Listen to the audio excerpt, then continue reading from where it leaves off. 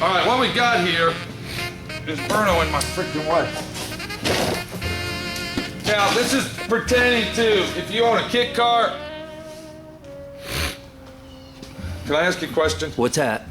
When I talk, you need to come up to me. When I go back there, so you need to go on that, okay? Here we go come on, again. dude. Jesus, man. Come on, man. Okay, fucking hang on, chill out. Now, what we've done here, okay, my buddy Junior. You're supposed to follow my hands, Junior. All right.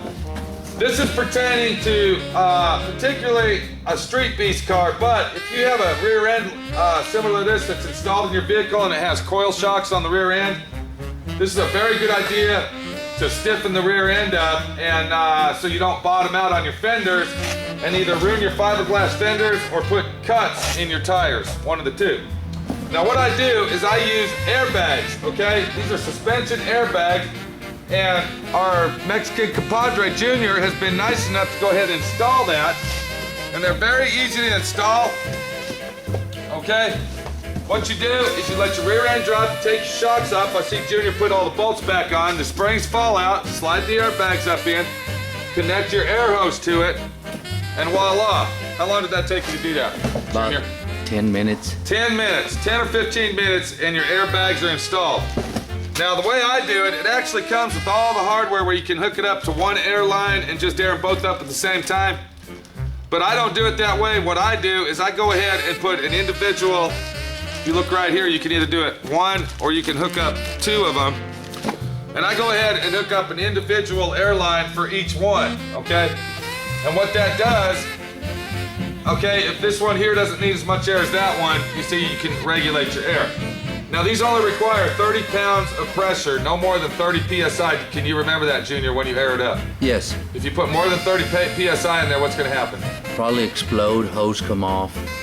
Now, the proper way to do this is when your car is completely built and all the weight is on your car and your car is sitting on the ground, not moving, that's when you want to put the air in it. The reason for that is, if we go ahead and put air in this now, what happens is that air spring is gonna expand in between the spring of the car, you see what I'm saying, the coils. Does that make sense? And then, when you start building weight on top of it, you put your trunk lid on, your gasoline in the gas tank, blah, blah, blah, blah, blah, blah. It's gonna start putting pressure on those springs, and eventually those air springs are gonna blow up, and you just wasted your $125, okay? So what you wanna do is go ahead and install them now. We'll get them all running and everything, and we'll go ahead and put air in them temporarily just to make sure that they hold air. But if you do them proper, and I hope Junior did, then they should hold air anyway, so we shouldn't have to test them. But since it's the first time Junior ever did it, we're gonna test them out.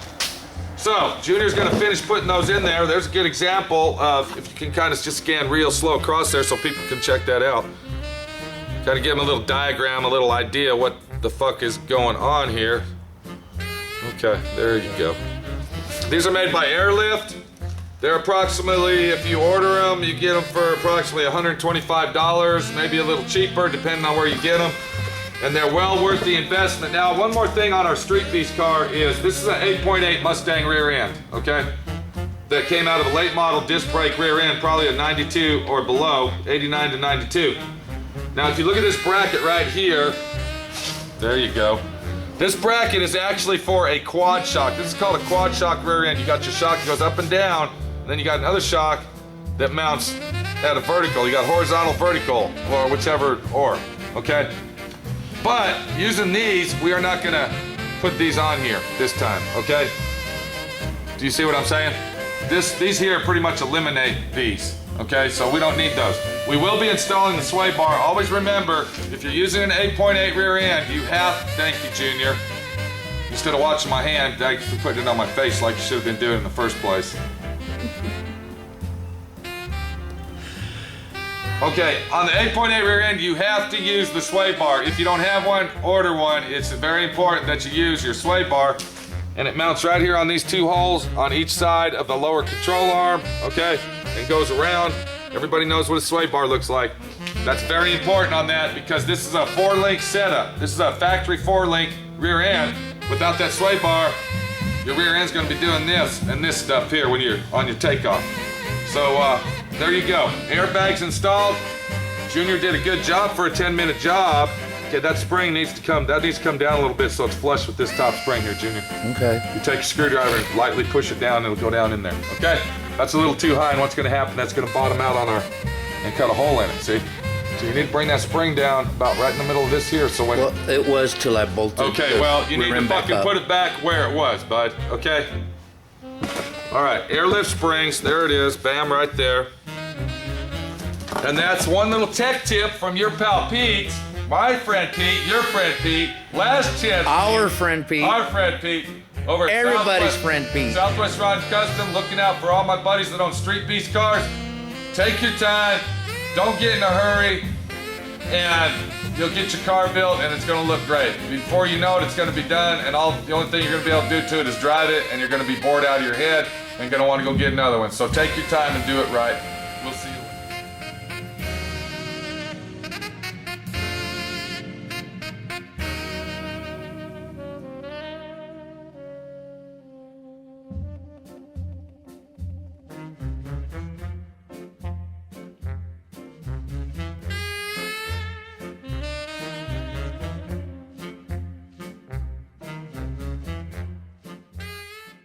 My name's Pete, and this is Bruno, and we're over at SouthwestRodandCustom.com.